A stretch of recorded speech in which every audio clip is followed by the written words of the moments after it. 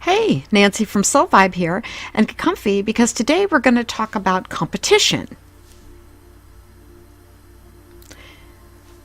Winning, being first, being the best, being number one, coming out against all odds to get that gold medal, to be the best at something.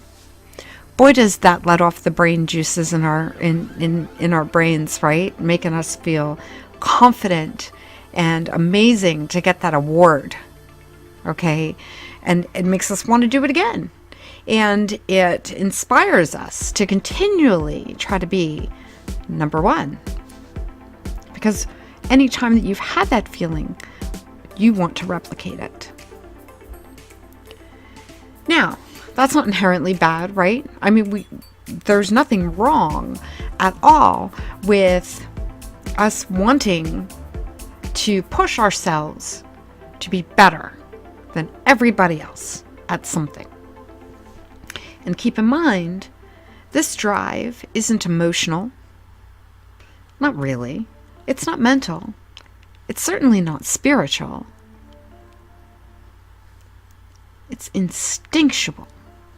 Now, the instinct to win has served humans well.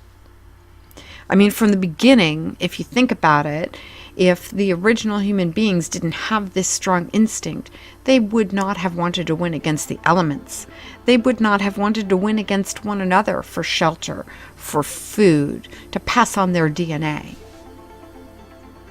They competed for survival. And that strong desire made us flourish, right? We're pretty much the apex predator, aren't we? And we're all over the world. There's billions of us now. And a lot of that had to do with this instinct to win.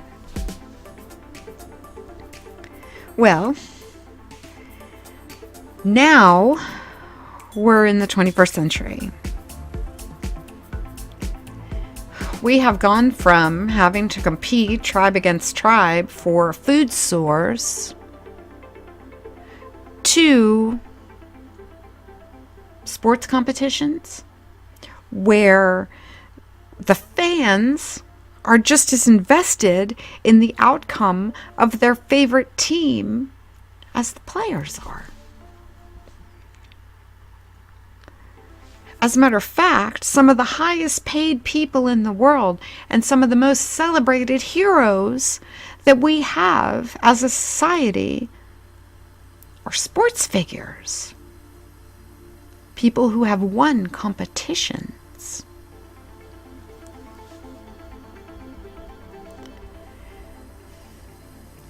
But let's talk about, for a spiritual person, what do we do with this instinct? Well, first of all, I would like you to recognize that this is not all bad.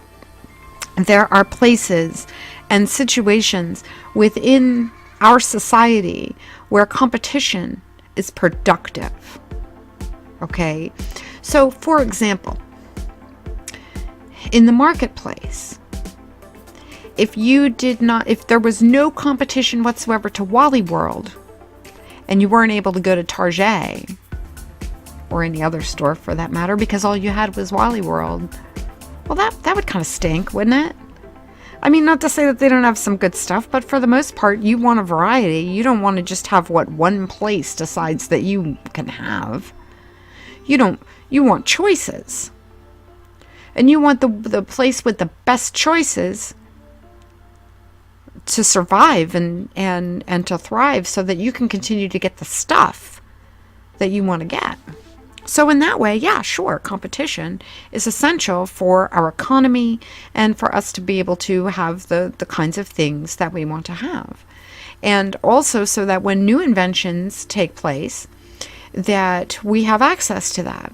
In science, it's also great because people are spurred on to want to not only be the first to discover something wonderful, but or something helpful in healthcare, in any other kinds of science, in mechanics or engineering, that could potentially make our lives better.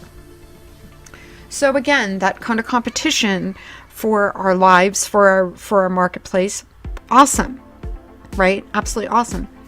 And another situation is that a healthy competition, can also bring us to the point where we're helping other people, right? So Mrs. Jones' 4th grade class is competing against Mrs. Smith's 4th grade class to see who can raise enough pennies for breast cancer research. And the winning class gets a pizza party. Well, those kids want that pizza, you know that. So they're at home and they're digging through the couch cushions and asking their, third cousin 5 times removed, can I have some pennies, And that kind of competition spurs on things that take place in the world that then are done for good. Because if you can tap into the person's competitive spirit to maybe give them a boost to make a difference in the world, that's not necessarily a bad thing. But, and you knew that was coming, right? What's the sustainability of that? Sure, you can have the next competition. You can have the next ice bucket challenge. You can have the next big thing that does good in the world, using our instinct to be the best, to be number one, and to raise money or awareness or whatever for any kind of situation. But is it sustainable?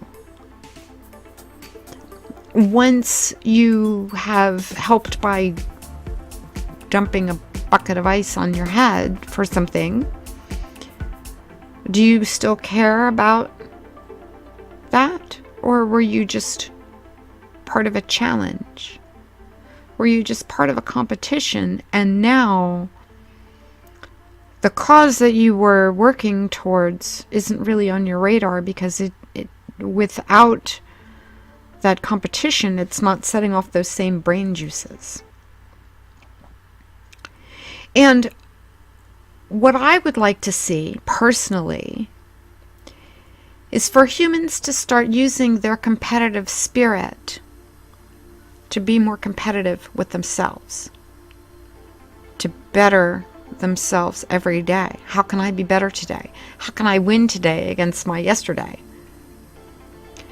You see, the thing is that in most competitions, there are winners and losers.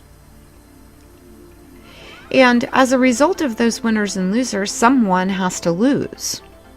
They get the bad brain juices, maybe think poorly about themselves.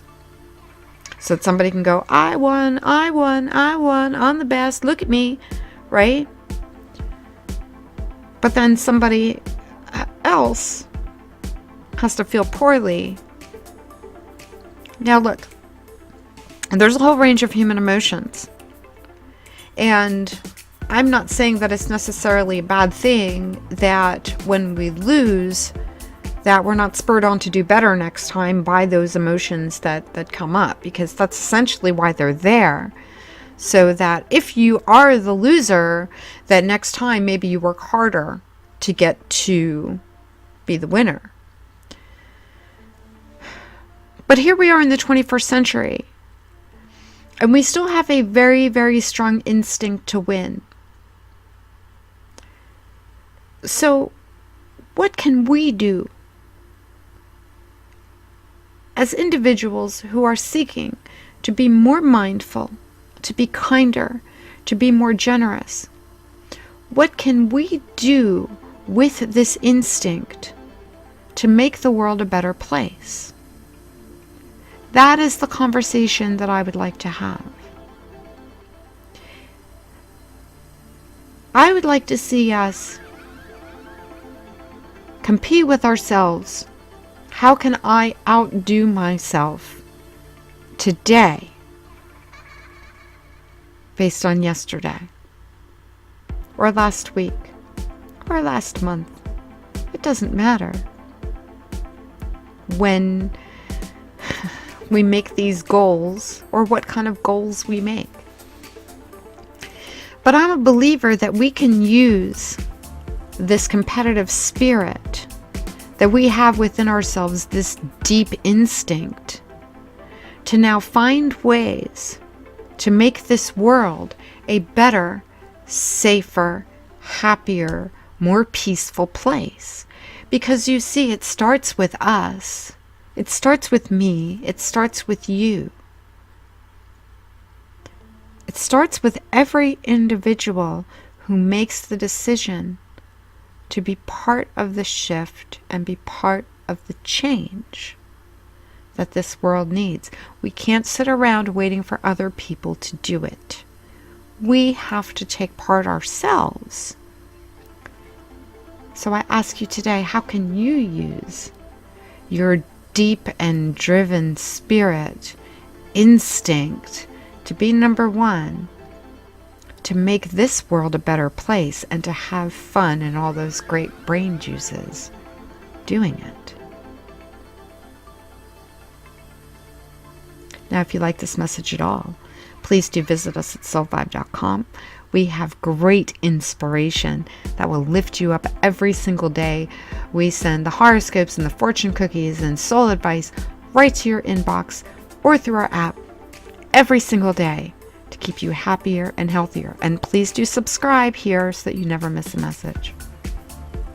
And I want to thank you for listening and have a fantastic, wonderful, terrific day.